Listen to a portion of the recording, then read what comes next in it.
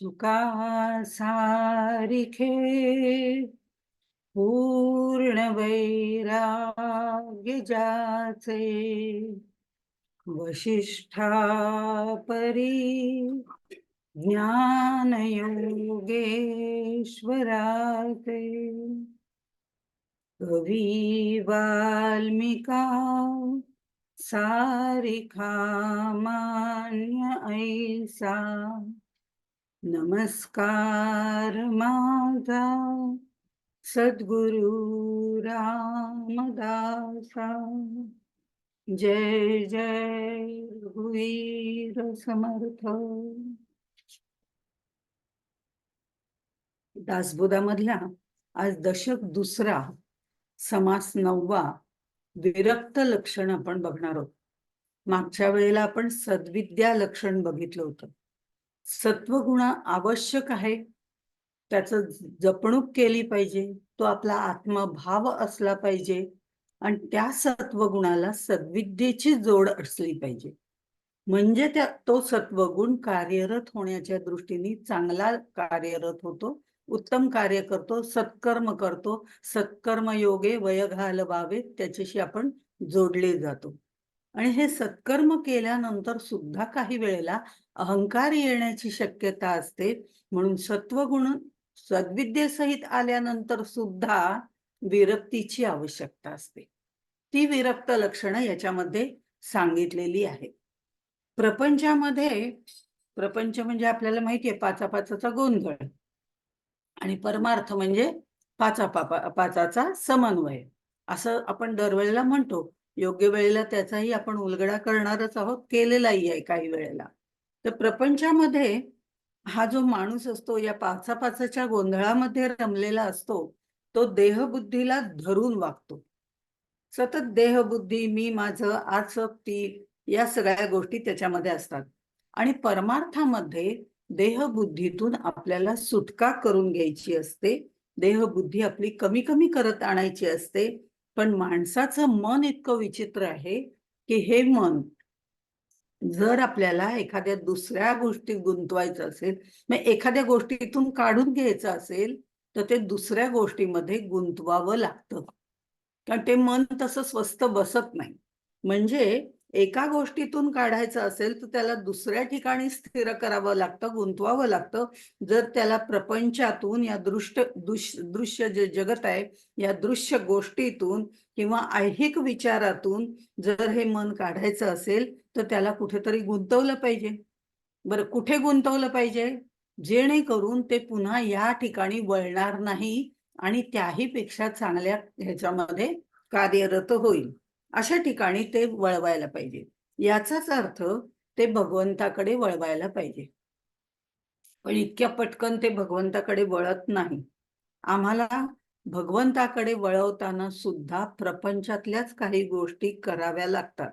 म्हणजे आम्हाला मुलाबाळांवरती प्रेम करावं वाटतं, नातवंडांवरती प्रेम करावं असं वाटतं. ही गोष्ट हळूहळू आपल्याला कुठे न्यायची? भगवंताकडे न्यायची. पण म्हणून मी म्हटलं की मी फक्त भगवंतावर प्रेम करीन आणि नातू आला छोटासा आहे, लहान आहे, तो काहीतरी माझ्याकडे मागतोय आणि हे थांबा आता काही नाही, आता मी भगवंतावर प्रेम करते. तर असं ते प्रेम होऊ शकत नाही. मग त्या नातवांमध्येच आपल्याला गोपाळ कृष्ण बघता येतो आणि त्याच्यावर प्रेम करता येतं. आपण त्या नातवाला प्रेमाने वागवू शकतो, पण तो भगवंत स्वरूप मानूनच आपण त्याच्याशी बोलतो. त्यावेळेला आपल्याला आपापच त्याने दिलेला त्रासही आपल्याला आवडतो, त्यांनी केलेलं प्रेमही आपल्याला आवडतं, त्यांनी केलेल्या चेष्टाही आपल्याला आवडतात. कारण आपण त्याला कृष्ण रूपात पाहत असतो. हे वळवणं आहे. असं नाहीये की मी आता कृष्णाचं म्हणते, हे नातू बितू काही माहिती नाही, जाऊ दे त्याला बाजूला हो रे. असं ते प्रेम करता येत नाही.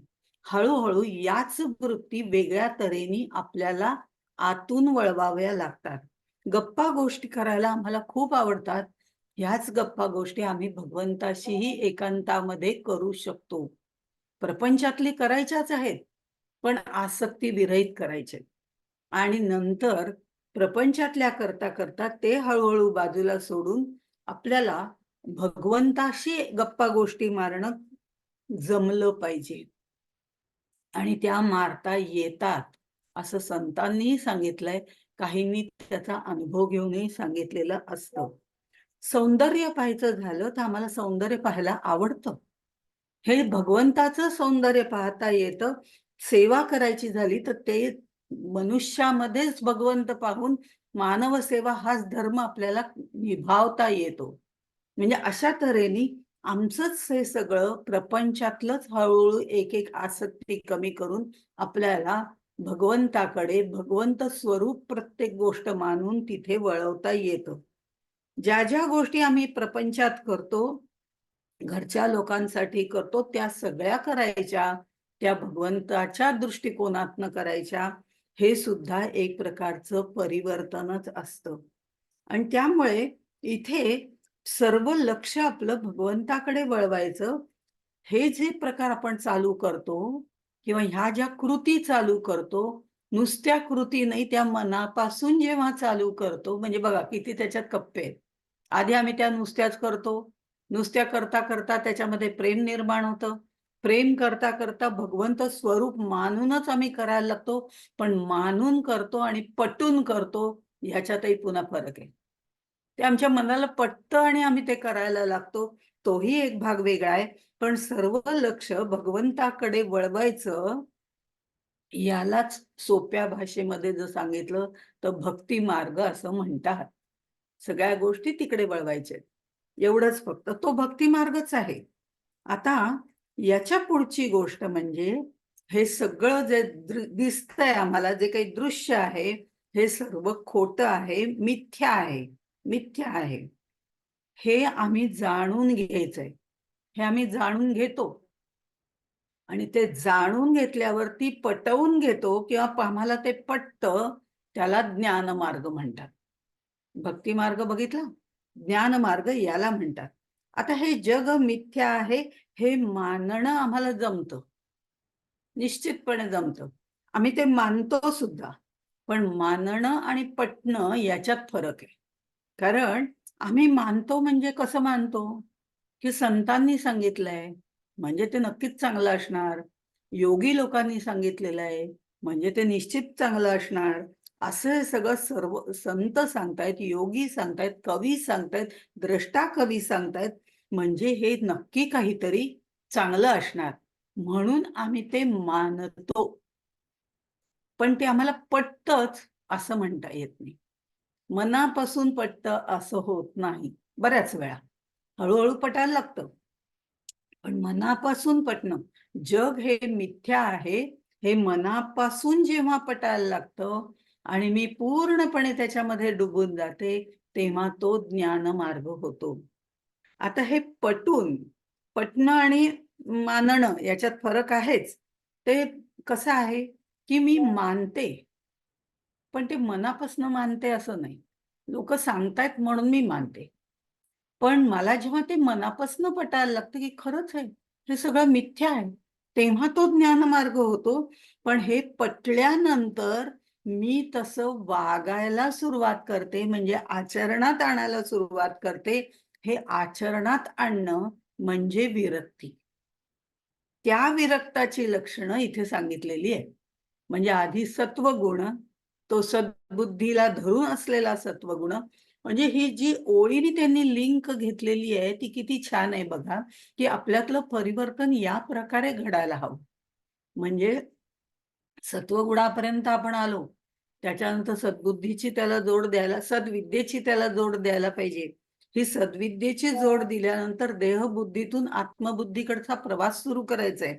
आणि हे जग मिथ्या आहे वगैरे या सगळ्या गोष्टी मनापासून पटवून घ्यायचेत आणि त्याप्रमाणे वागायचं, ह्या विरक्तीपर्यंत आपण येतो. आणि त्या विरक्ताची लक्षणं इथे सांगितलेली आहेत. आणि सामान्य माणूस काय आहे? प्रपंचामध्ये आमच्यासारखे सामान्य माणूस, आमच्यासारखा तो अनुरक्त झालेला असतो. प्रपंचामध्ये गुंतलेला असतो आणि त्यामुळे तो या सर्व दृश्यांना चिकटलेला असतो. आता ही दृश्य आहेत, तीही स्थूल आहेत. त्यामुळे त्याचं अंतःकरण सुद्धा स्थूलच झालेलं असतं. वासनांनी भरलेलं असतं, आसक्तीने भरलेलं असतं. तो या दृश्य विश्वाला आणि प्रपंचाला चिकटलेला असतो.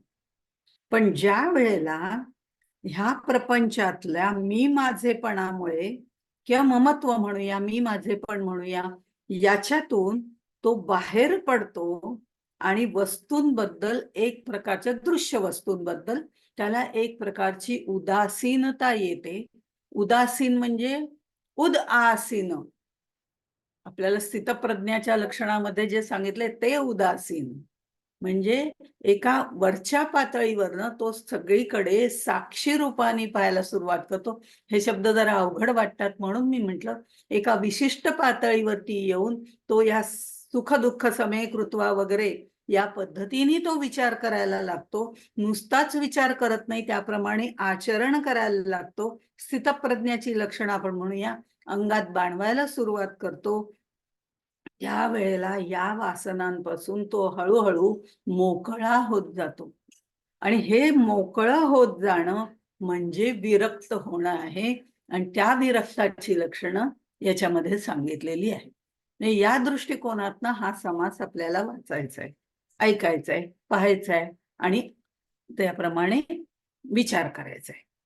त्याच्यामध्ये म्हणताना पहिल्या आणि दुसऱ्या ओळीमध्ये ते म्हणतात, ऐका विरक्ताची लक्षणे, विरक्ते असावे कोण्या गुणे, जेणे अंगी सामर्थ्य बाणे, योगियांचे श्रीराम, जेणे सत्कीर्ती वाढे, जेणे सार्थकता घडे, जेणे करिता महिमा चढे, विरक्तासी श्रीराम.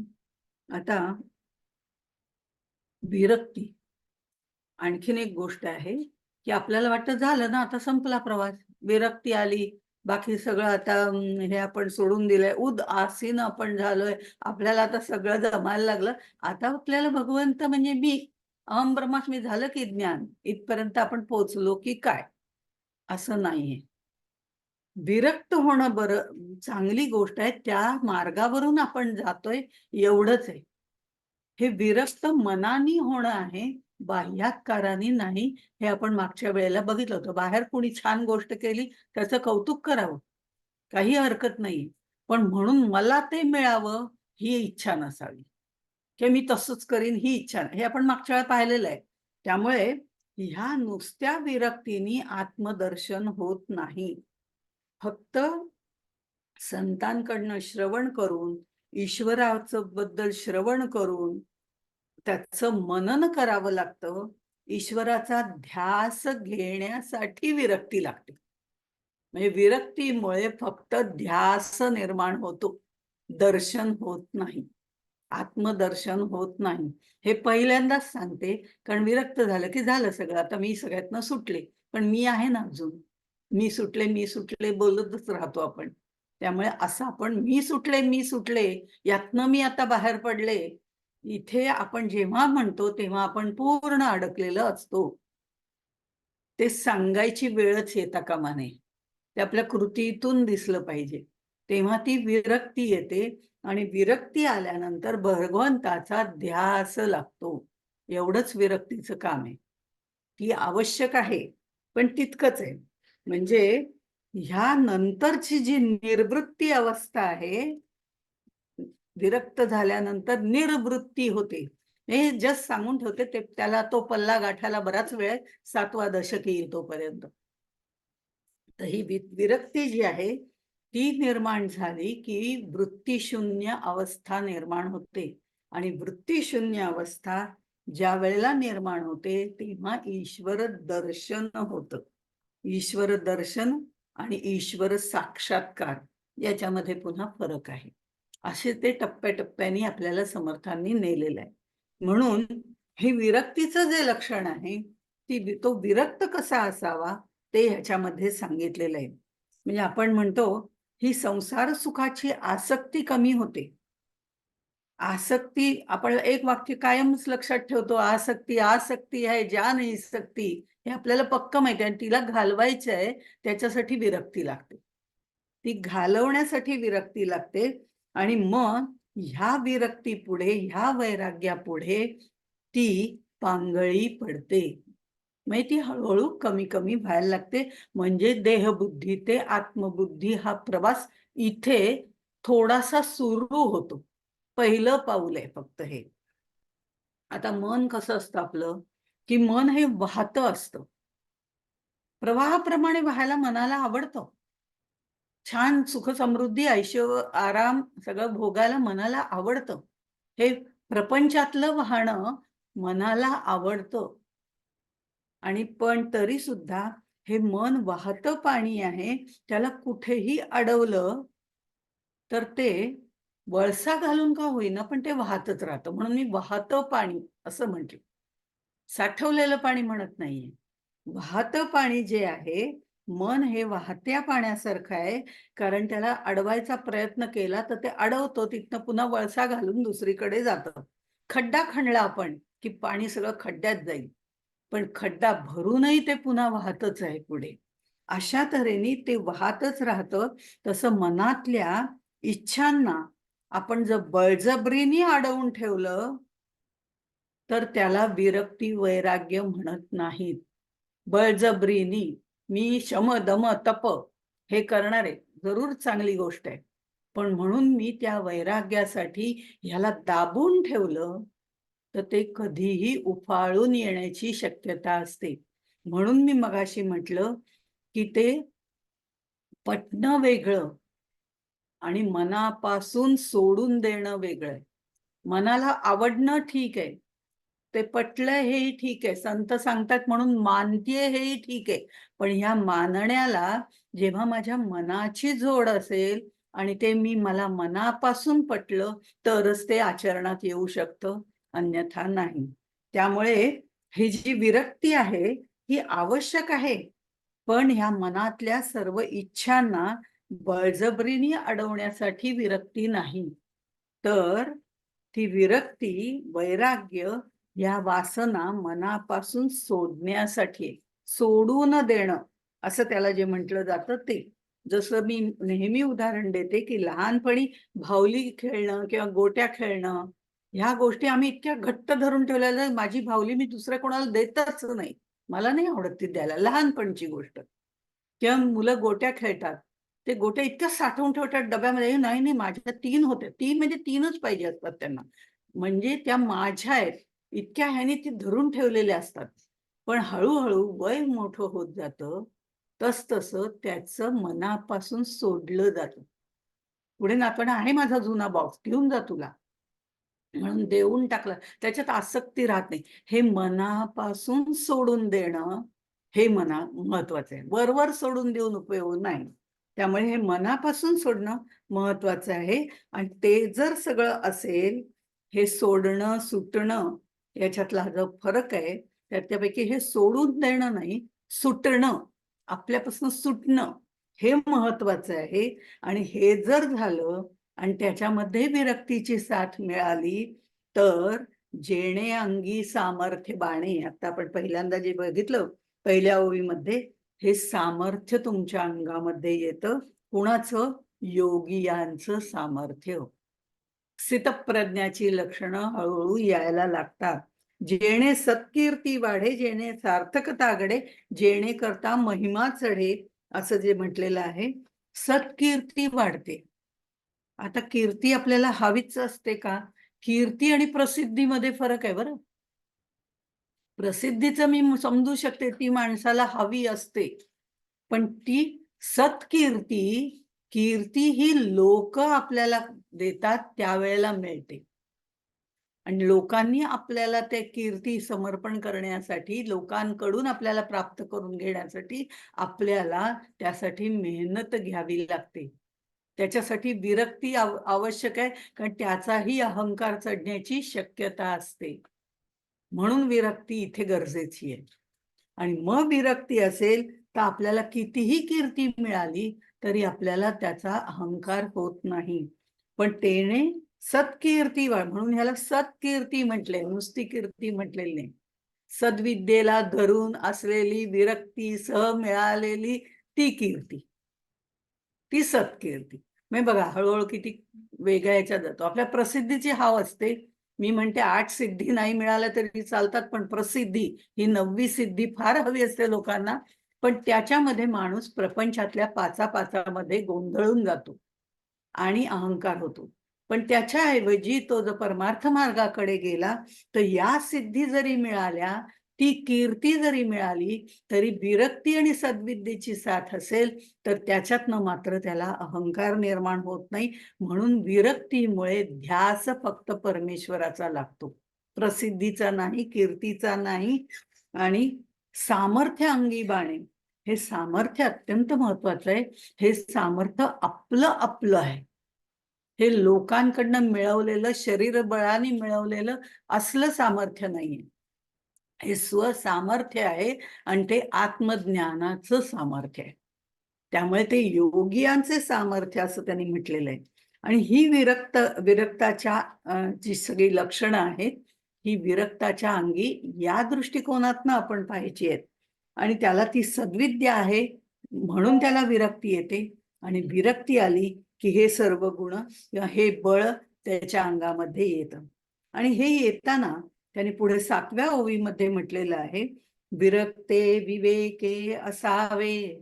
बरं, हे सगळं मिळाल्यावर विवेके असावे हे महत्वाचं आहे ना. आणि विरक्तामध्ये हा विवेक हा गुण येतो, कारण त्याला आत्मिक बळ मिळतं. बाह्य म्हणजे बळ नाहीये ते. शारीरिक बळ किंवा काहीतरी सत्तेमुळे आलेलं बळ असं नाहीये. तर ते आत्मिक बळ ज्या वेळेला असतं, त्यावेळेला विवेक आपोआपच येतो. पण विरक्ते विवेकी असावे, तो कायम ठेवणं गरजेचं आहे. येतो पण कायम टिकवता आला पाहिजे. नाहीतर कुठेतरी घसरगुंडी होण्याची शक्यता असते. म्हणून 7व्या ओवीमध्ये ते म्हणतात, विरक्ते विवेके असावे, विरक्ते अध्यात्म वाढवावे, विरक्ते धारिष्ट धरावे, दमन विषयी श्रीराम. विरक्त व्यक्तीने अध्यात्म वाढवावं आणि ते वाढवताना स्वतः विवेकाने वागायला हवं. विवेकाने वागलं तरच अध्यात्म वाढू शकेल. इंद्रिय दमन हे तर करायचं आहेच, पण ते मनापासून करायचं आहे. दमन करणं ही क्रिया वरवर करून चालत नाही.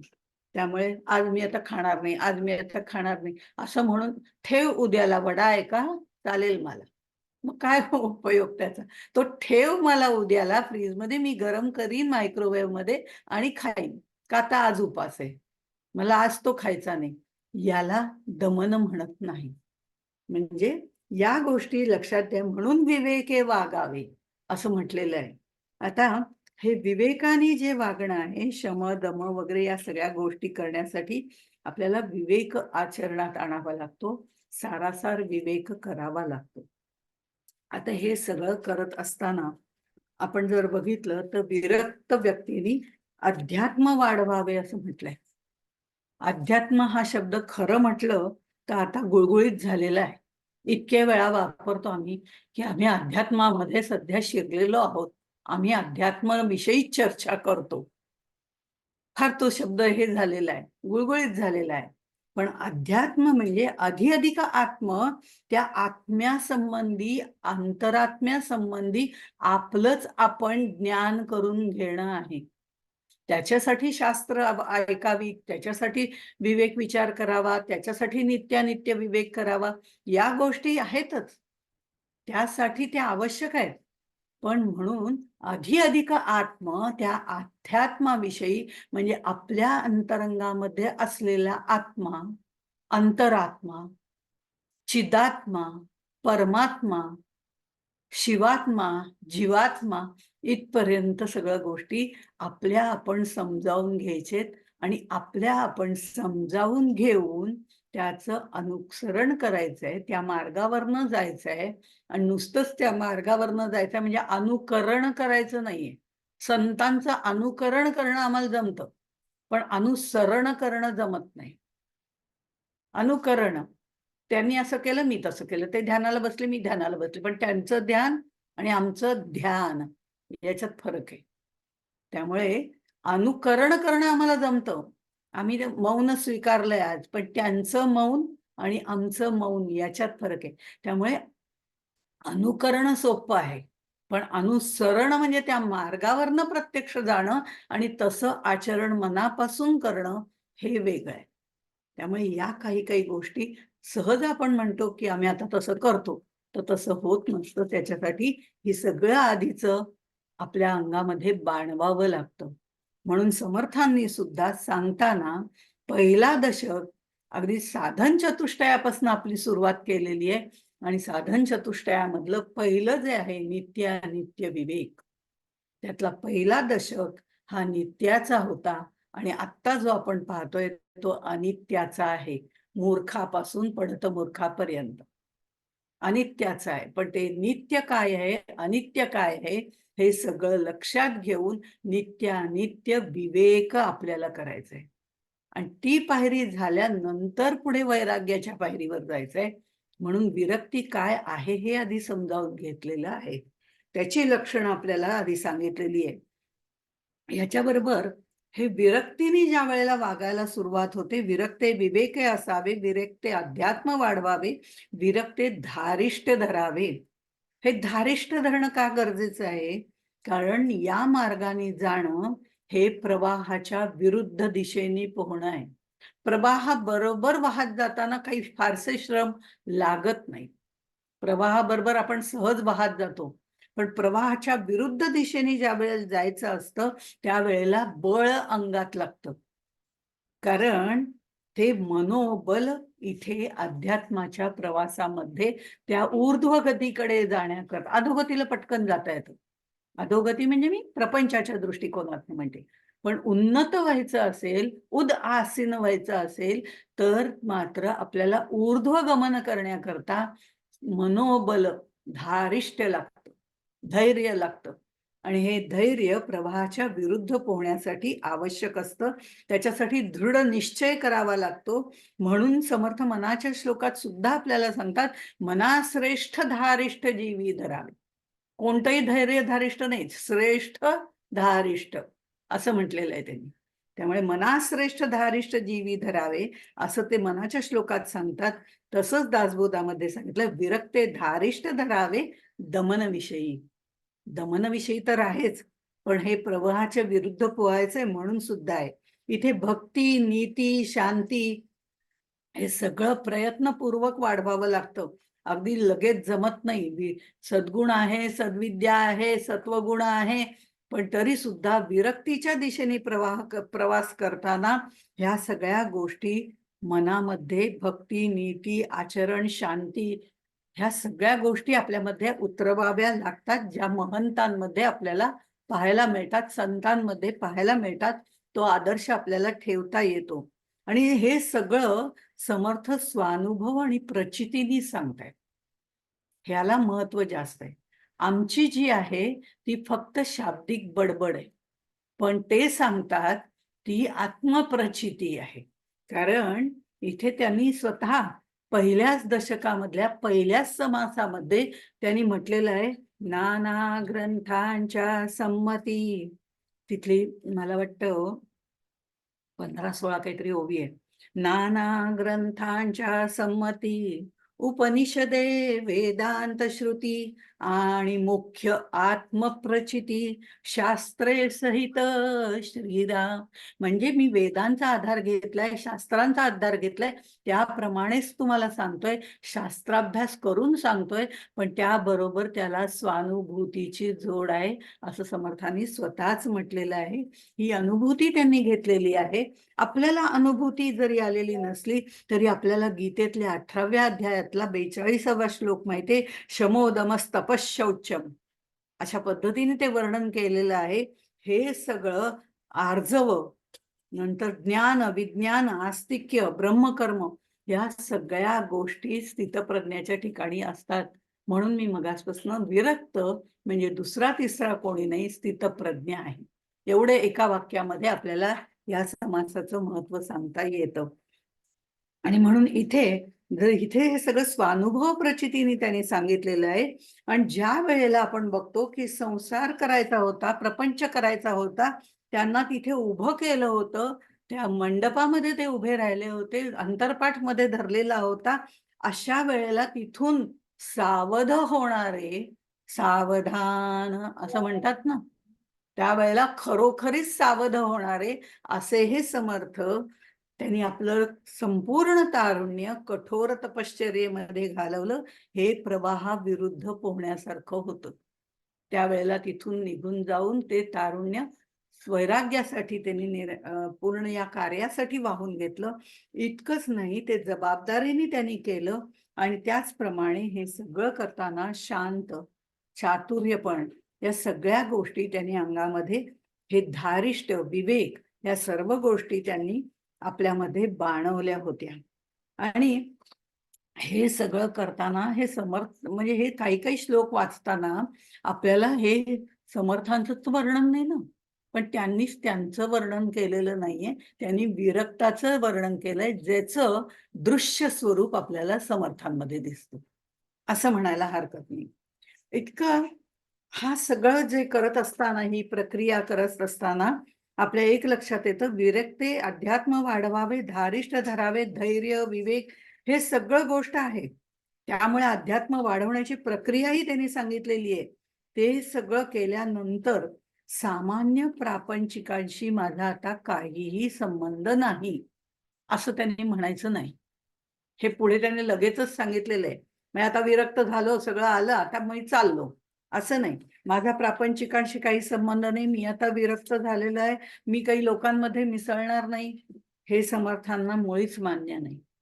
कारण वैराग्य ते सुंदर धारण करावे असं ते जे म्हणतात, ती विरक्ती जी आहे, ती समर्थांना जी मान्य असलेली विरक्ती आहे, ती लोकांतात राहून एकांत सेवन करण्याची विरक्ती आहे. हे महत्वाचं आहे. लोकांतात लोकसंग्रह करायचा आहे, लोकांना चांगल्या मार्गासाठी प्रवृत्त करायचंय आणि सर्व लोकांना या अध्यात्म मार्गावर गमूपंथ अनंत या राघवाचा याच्यावरून न्यायचंय. नुसतं केशरी वस्त्र घालून हिमालयात जाऊन बसायचं नाही. तो स्वार्थ झाला.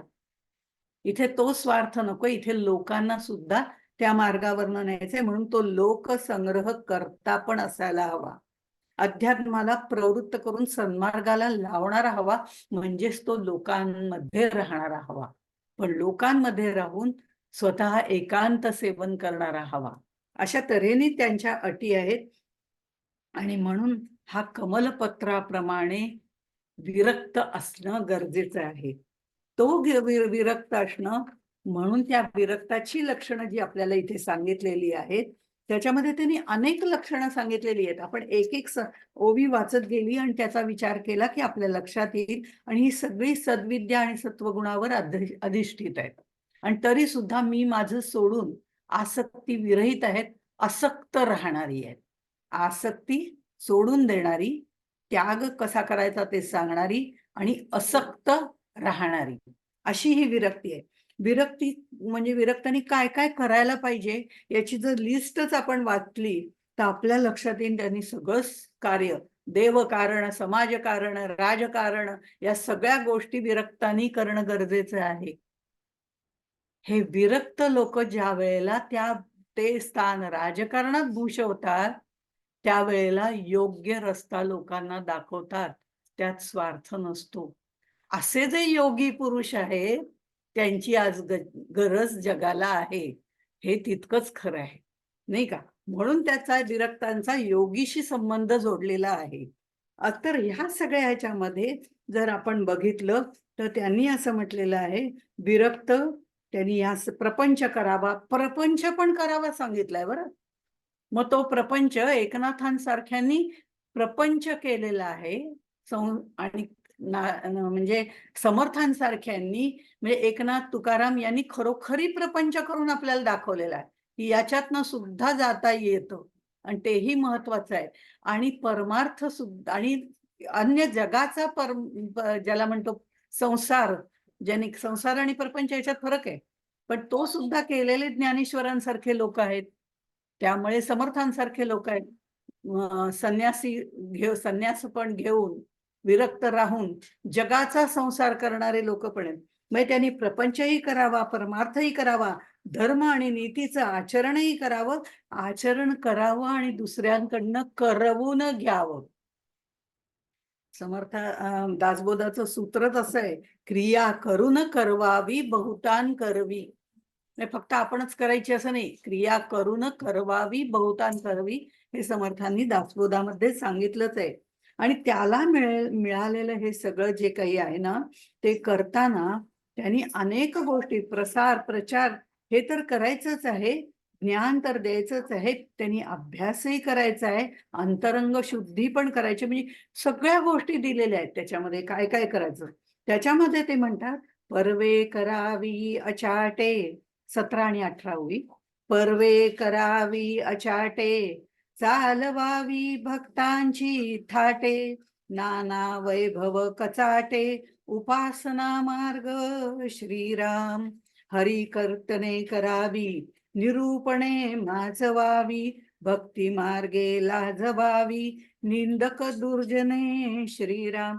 पर्वे करावी अचाटे, चालवावी भक्तांची थाटे, म्हणजे वेगवेगळ्या गोष्टी करायच्या. आता बघा, अनेक प्रकारची पर्व चालायचे, करायचे. पर्व करायचे म्हणजे काय काय वेगवेगळ्या प्रकारच्या योजना तयार करायच्या अध्यात्माच्या बाबतीत. कुठे पारायण करायचंय, कुठे लेखन करायचं आहे ना, बऱ्याच गोष्टी करतात ना. काही ग्रंथ लिहून काढतात, काही पारायण करतात, काही त्याची पारायण केल्यानंतर त्याच्यावरती प्रवचन करतात, काही अध्यात्माविषयी माहिती देतात. हे सगळं करण्यासाठी लोकसंग्रह पाहिजे की नाही? म्हणजे लोकसंग्रह करण्यासाठी जे आवश्यक गुण आहेत ते सुद्धा त्याच्यामध्ये असणं गरजेचं आहे. फाडफाड ताडताड बोलणारा असेल तर तो लोकसंग्रह करूच शकणार नाही. पण चांगल्याचा चांगला उपयोग आणि वाईटाचा चांगल्या करता उपयोग करून घेणारा हाही लोकसंग्रह चांगला करू शकतो. हेही तितकंच महत्वाचं आहे. या सगळ्या कथा आपल्याला पुढे येणार आहेत. आणि म्हणून त्यांनी शुद्ध मार्ग सांगावा, वेदांनी संतांनी जे काय सांगितलंय ते सांगावं.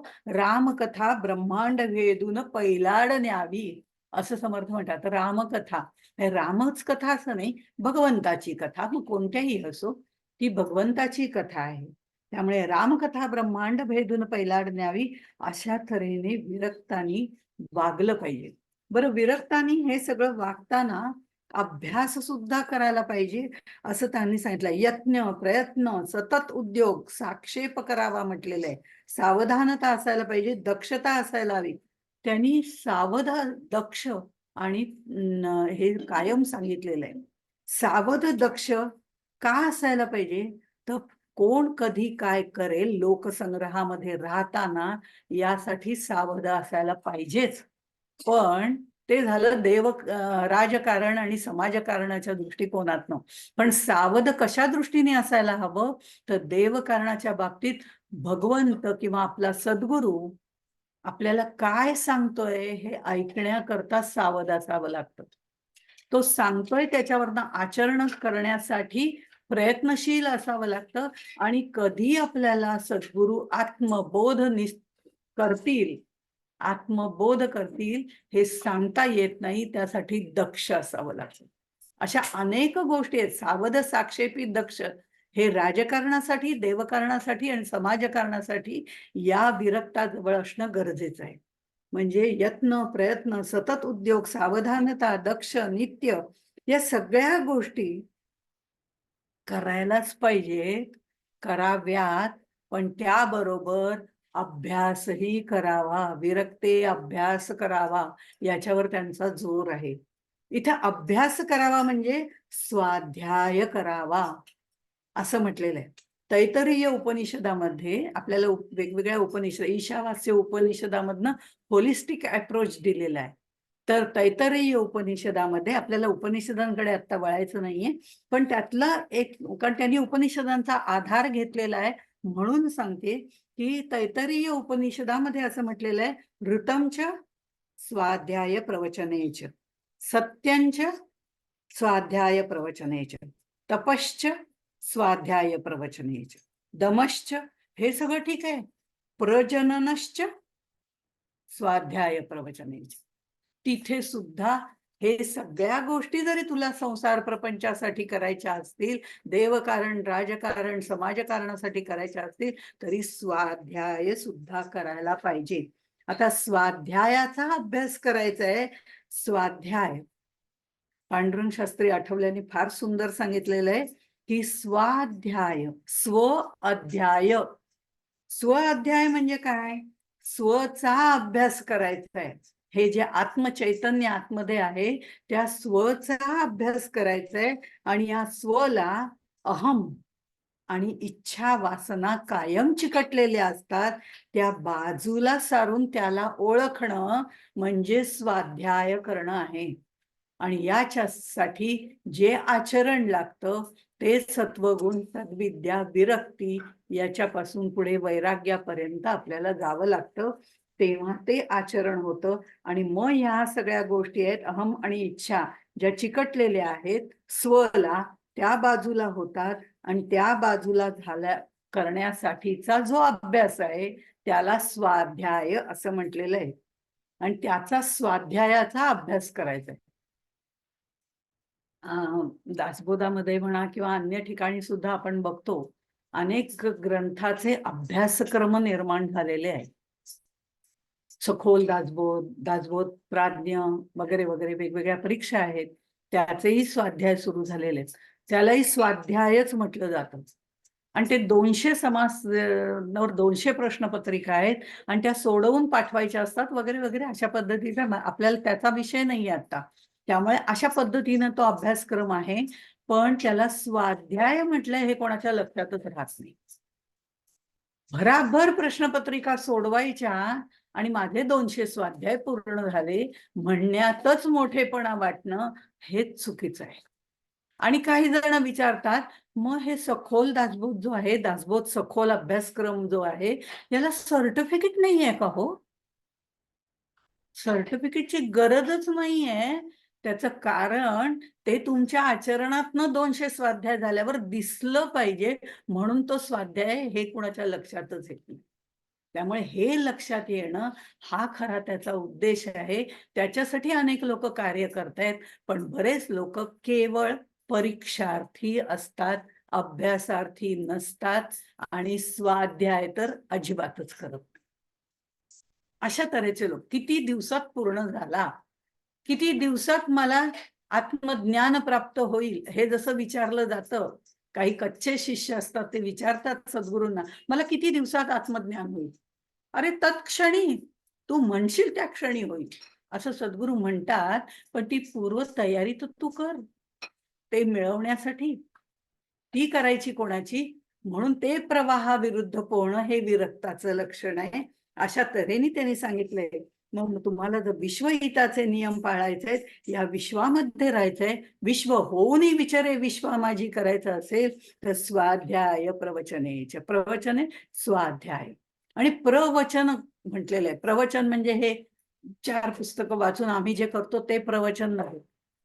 प्रवचन हे वचन भगवंताला द्यायचंय, प्रकर्षेण द्यायचंय की मी तसं तुझ्या मार्गावर न चालणार आहे. हे प्रवचन. स्वाध्याय प्रवचनेच. आपण म्हणतो स्वाध्याय तर मी केले, प्रवचन तर मी करतेच आहे, आला ना मी, काय उपयोग आहे? अशा तऱ्हेने आहे ते. हा स्वाध्याय महत्वाचा आहे असं त्यांनी सांगितलेलं आहे. मग पुढे ते म्हणतात की दृढ निश्चय धरावा. असं दृढ निश्चय धरावा, संसार सुखाचा करावा. विश्वजन 21व्या ओळीमध्ये दृढ निश्चय धरावा, संसार सुखाचा करावा, विश्वजन उद्धरावा, संसर्ग मात्रे श्रीराम. संसर्ग, एकाचा दुसऱ्याला संसर्ग आपण म्हणतो ना, संसर्ग शब्द आपल्याला कोविडमध्ये फार पाठ झालेला आहे. पण इथे अध्यात्माचा संसर्ग करायचा आहे हे मात्र लक्षात कर. समर्थांची विरक्ताची कल्पनाच मुळामध्ये खूप व्यापक आहे. विरक्त जर प्रापंचिक असेल, एकनाथांसारखा, तुकारामांसारखा, तर सर्वांना सुख लाभेल हे प्रपंचात राहूनही कसं उपभोगता येतं, कसं विरक्त राहता येतं हे त्यांच्याकडे पाहून शिकायचंय. हे आदर्श आपल्या पुढे निर्माण केलेले आहेत. आणि जर हे विश्वची माझे घर, विश्व होऊन विचारे अशा पद्धतीने वागायचं असेल तर समर्थ आहेत, ज्ञानेश्वर महाराज आहेत, यांची उदाहरणं आपण डोळ्यासमोर ठेवायची आहेत. ती आदर्श आपल्याला. पण आपण प्रपंचात असलो तर एकनाथ महाराजांचं उदाहरण डोळ्यासमोर ठेवायला काहीच हरकत नाही. प्रपंचात राहूनही ते अनासक्त होते. त्यांनी प्रपंचातली सर्व कर्तव्य पार पाडलेली आहेत. अगदी मुलाबाळांची लग्न बिग्न सगळं केलेलं आहे. पण तरी सुद्धा ते त्यातून विरक्त होते. त्यांना लोकनिंदा, जननिंदा, कुटुंबाच्या कारणामुळे आलेली जननिंदा सुद्धा सहन करावी लागलेली आहे. काही वेळेला आमच्यामध्ये सुद्धा असे प्रसंग घडतात की ज्यामुळे आम्हाला जननिंदेला सामोरं जावं लागतं.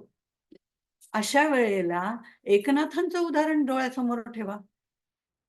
म्हणजे आता तो चरित्राचा भाग नाही किंवा विषय नाही, पण त्यांनी ती जननिंदा सुद्धा सोसलेली आहे. तशी ती शक्ती आमच्याकडे निर्माण करायची असेल तर दृढ निश्चय करावा, विरक्ते विरक्त व्हावे, अशा पद्धतीने त्यांनी सांगितलेलं आहे. पुढे ते असं म्हणतात की विरक्ते 26व्या ओळीमध्ये, विरक्ते उपाधी करावी आणि उदास वृत्ती न सांडावी, दुराशा जडो नेदावी, कोणेक विषयी श्रीराम. म्हणजे विरक्ते उपाधी करावी. आता खरं म्हणजे निरुपाधिक व्हावं, हे बरोबर आहे की नाही?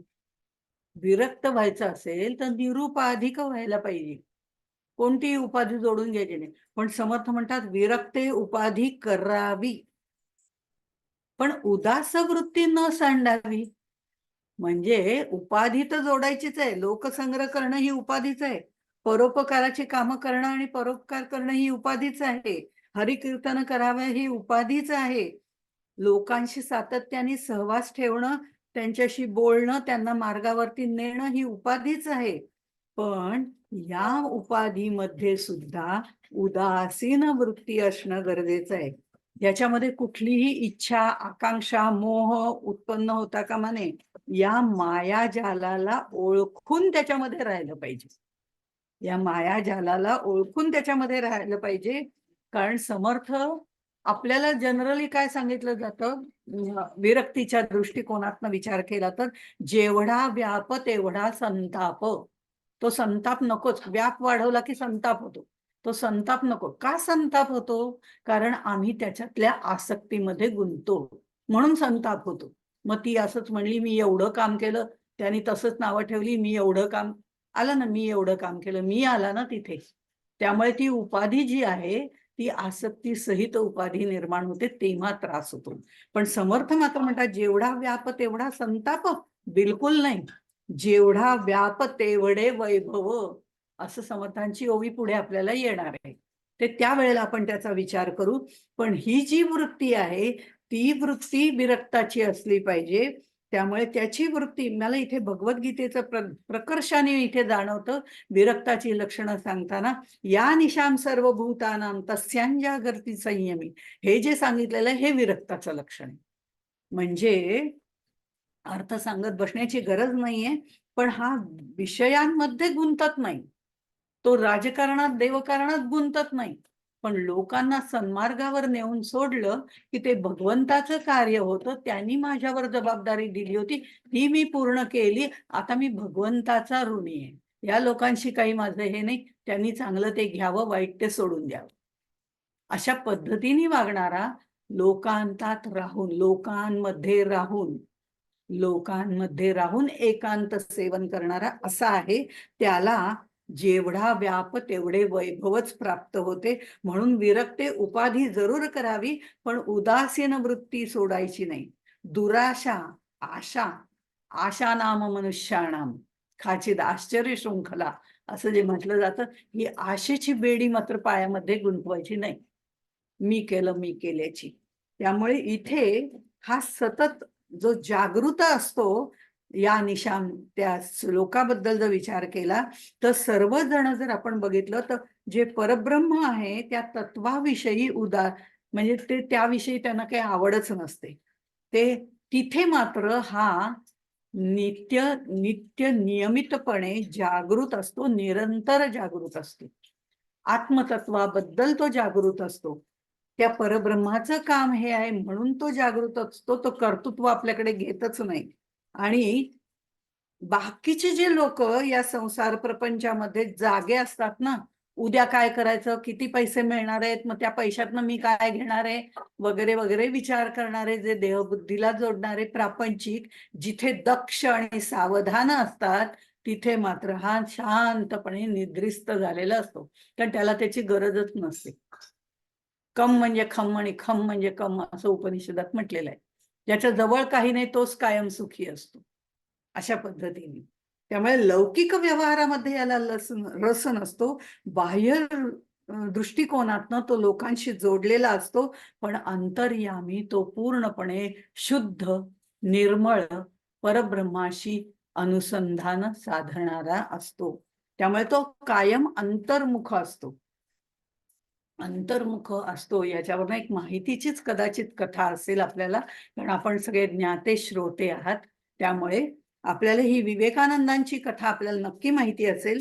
विवेकानंदांना वेगवेगळ्या ठिकाणी प्रवचनाला बोलवत असत. तसंच एका महिला मंडळामध्ये त्यांना बोलवलं होतं, प्रवचनाला बोलवलं होतं विवेकानंदांना. आता महिला मंडळातलं प्रवचन नाही तुमच्या लक्षात आलंच असेल, पण ते जोसेफाईन म्हणून आहेत, त्यांनी त्यांना बोलवलं होतं. आणि त्या महिला मंडळात आमंत्रण केल्यानंतर साहजिकच बायका यायला थोडासा नटून थटून, प्रवचन असलं म्हणून काय झालं, काहीतरी ठरवलेलं असतं ना, की सगळ्यांनी जरीच्याच साड्या नेसायच्या, मग तू कोणती मी कोणती इथपासून सुरुवात झालेली असते.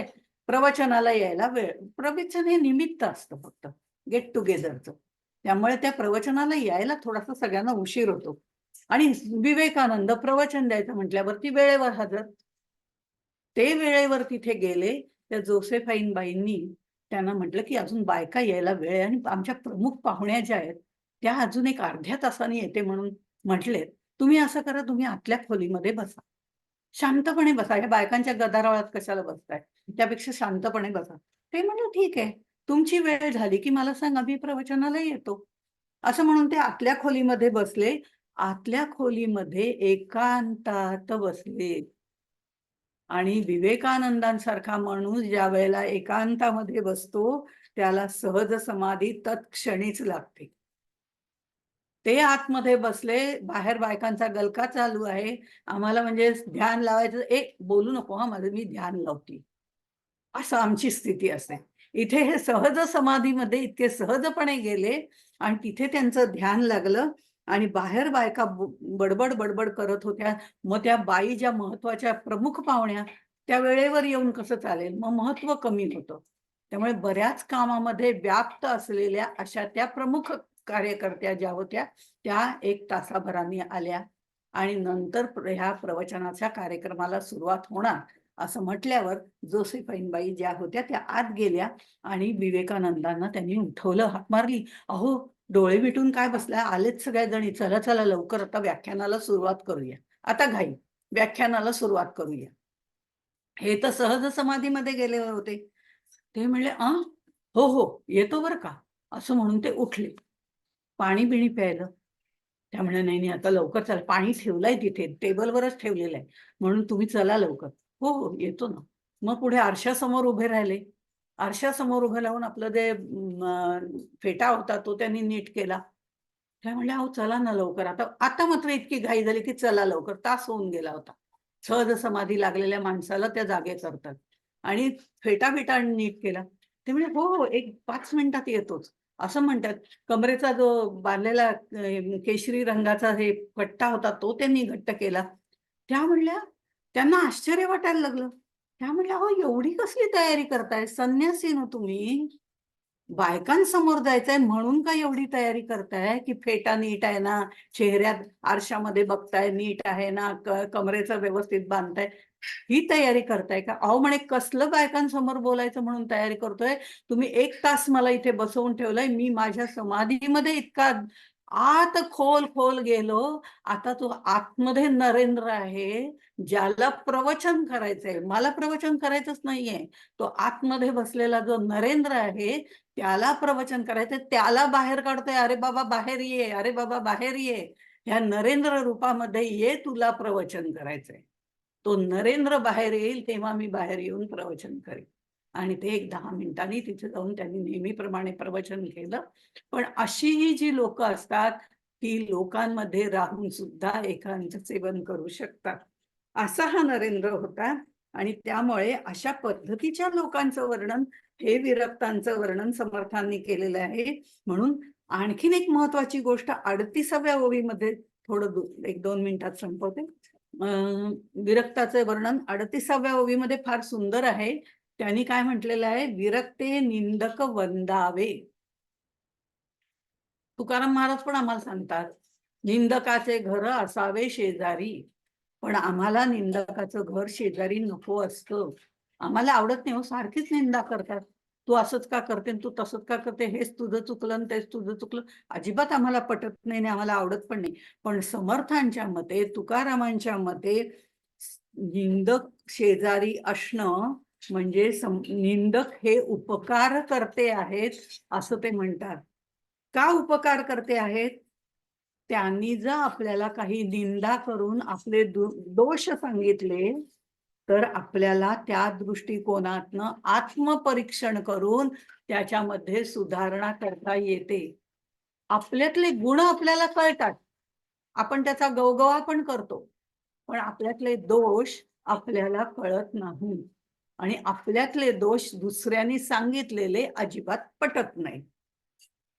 आणि त्यासाठी निंदकाचे घर असावे शेजारी, कारण त्यांनी आपल्याला जर काही गोष्टी सांगितल्या तर आपल्यातही तेवढं भान पाहिजे की ते आपल्यामध्ये सुधारणा करता येईल का, याचा विचार करून ते सुधारणा करणं गरजेचं आहे. म्हणून विरक्ते निंदक वंदावे असं समर्थ म्हणतात. आणि ही आत्मपरीक्षण करण्याची संधी आपल्याला प्राप्त करून देतात.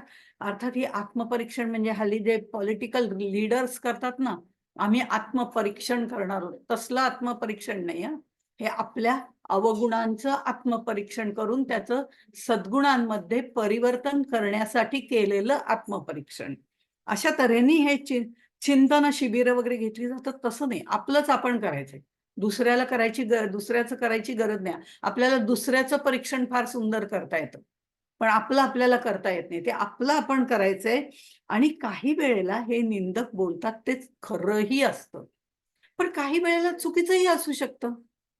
पण ते चुकीचं असतं, तो विषय सोडून द्यावा की ते त्यांचं मत आहे, माझं नाही. इतक्या सहजपणे सोडून पण देता आलं पाहिजे. हे सोडून देणं फार अवघड आहे. तो असं म्हणालाच कसा, इथपासनं आम्ही सुरुवात करतो. म्हणजे सोडून देणं दूर राहतं. म्हणजे आत्मपरीक्षण तर करायचंच आहे, पण जे त्यांनी म्हटलंय जे आम्हाला लागू पडत नाहीये, आम्हाला जर लागू पडत नाही तर ते आम्ही कशाला धरून ठेवावं? आम्ही ते सोडून द्यावं. त्यामुळे ते सोडून देणं ही सुद्धा एक परीक्षा असते आणि ते आम्हाला जमायला लागतं आणि ती वृत्ती निर्माण होते तेव्हा तो विरक्त होतो. या गोष्टी महत्वाच्या आहेत. म्हणजे विरक्ते विवेके असावे, विरक्ते जगन्मित्र असावे, विरक्ते भाविके सांभाळावी, हरिकीर्तने चालवावी, विश्वजन उद्धरावा, विरक्ते फिरावी तीर्थाटने, विरक्ते करावी नाना स्थाने, विरक्ते उपाधी करावी. अशा या सगळ्या गोष्टींचा विचार केला तर समर्थांचा विरक्त हा खूप मोठा व्यापक आहे. तो लोकसंग्रह करणारा आहे, तरी सुद्धा कमलपत्रासमान वेगळा राहणार आहे. लोकांमध्ये राहणारा तरी एकांत सेवन करणारा आहे आणि विश्वातील मायेला ओळखून त्या मायेशी एक मायेमध्ये राहणारा, मायेप्रमाणे वागणारा, पण तरीही मायेला न फसणारा, ब्रह्मतत्वाशी एकनिष्ठ राहणारा असा आहे. म्हणजे या सगळ्या गोष्टी हा मायेचा पसारा वाढवणारा आहे, पण अंतर्यामी ब्रह्मरूप आहे. ही विरोध दाखवणारी लक्षणं आहेत. म्हणून हा विरक्त विलक्षण असावा असं त्यांनी म्हटलेलं आहे. आणि म्हणून ती भरभरून त्यांनी ही सगळी त्याची लक्षणं सांगितलेली आहेत. आणि मग शेवटी मात्र असं म्हणतात, इतके बोलिले स्वभावे त्यात मानेल तितुके घ्यावे. हे आम्हालाही घेता येण्यासारखं आहे असं सुचवलंय त्यांनी. प्रापंचिकांनाही घेता येण्यासारखं आहे आणि प्रापंचिकांनी ते घ्यावं, कारण प्रापंचिकांनी विरक्त असणं जास्त महत्वाचं आहे. संन्यासी लोक, ऋषी मुनी हे विरक्त होतील तर त्यात काही नवल नाहीये, समर्थ असं म्हणतात. बिलकुलच नवल नाही. अहो त्यांना आहेच काय? संसार नाही, प्रपंच नाही, जंगलात राहणार, त्यांना कशाची आसक्ती आहे? पण प्रापंचिक माणूस जर संसारात राहून निरासक्त राहणार असेल, विरक्त राहणार असेल, तर ते जास्त महत्वाचं आहे. कारण त्याच्या भोवती सगळं मायाजाल पसरलेलं आहे. आणि त्याच्यात राहून जेव्हा तो विरक्त होतो, एकनाथांसारखा, तुकारामांसारखा, तेव्हा तो जास्त माझ्या दृष्टीने श्रेष्ठ आहे. कारण तो प्रपंचही सांभाळतो आणि तेवढ्याच उत्कृष्टपणे परमार्थही सांभाळतो. हे महत्वाचं आहे त्यांच्या दृष्टिकोनातनं त्यावेळेच्या. कारण तो समन्वय त्यांनी दासबोधामध्ये घातलेला आहे. आणि म्हणून ते म्हणतात, श्रोती उदास न करावे बहु बोलले म्हणून. मी बोलता बोलता काय आहे, समर्थांना सत्वगुण सांगताना, विरक्ताची लक्षणं सांगताना, अध्यात्माबद्दल सांगताना अतिशय ते वाहवत जातात. वाहवत जातात म्हणजे एकावर एक, एकावर एक, एकावर एक सांगत जातात. कारण ते आपल्या अंगामध्ये रुजवायचं असतं. म्हणून ते वेगवेगळ्या पद्धतीने सांगतात. असे अध्याय मोठे आहेत, पण बाकीचे अध्याय अगदी पटापट घेतलेले आहेत. असे पण काही अध्याय म्हणजे समास आहे. म्हणून ही लक्षणं वाचून आपल्यामध्ये ते मुरवण्याची, आपल्यामध्ये ताकद निर्माण करायची, आत्मबल निर्माण करायचे, हे सगळं जरी खरं असलं तरी सुद्धा सर्वजण हे करतातच असं नाही. म्हणून समर्थ असं म्हणतात, ही लक्षणं वाचून समजून सुद्धा जाणीवपूर्वक जे त्याच्याकडे दुर्लक्ष करतात त्यांना पढत मूर्ख असं म्हणतात. त्याची लक्षणं आपण पुढच्या समासामध्ये बघणार आहोत. आणि म्हणून हा अनित्याचा जो विचार आहे तो मूर्खापासनं पढत मूर्खापर्यंत मांडलेला आहे. विरक्ती वगैरे या गोष्टी सुद्धा नंतर मी विसर्जित करायचं आहे. त्यामुळे हे सुद्धा सगळं नश्वर आहे. फक्त त्या मार्गावरून जाण्यासाठी ह्या गोष्टी आहेत. हा मार्ग जोपर्यंत आपण आचरणात आणणार आहोत त्यापर्यंत ह्या गोष्टींची आवश्यकता आहे. म्हणजे याही गोष्टी नंतर अनित्य आहेत म्हणूनच सांगितलेल्या आहेत. या नित्य आणि अनित्य गोष्टींचा विचार आपण करतोय तो पहिल्या आणि दुसऱ्या दशकामध्ये करतोय. नित्याचा केला, अनित्याचा चालू आहे. त्या अनित्यामधलं शेवटचं लक्षण म्हणजे पढत मूर्खाचं लक्षण आहे. ते आपण बरोबर त्या दिवशी एका चांगल्याच दिवशी बघणार आहोत. हेही तितकंच खरं आहे. जसं नवीन वर्षाची गिफ्ट मिळाली तसं पढत मूर्ख पण आपल्याला व्हायचं नाहीये. तेही आपल्याला त्यावेळेला लक्षात येईल. एवढं सांगून मी इथेच थांबते. जय जय रघुवीर समर्थ.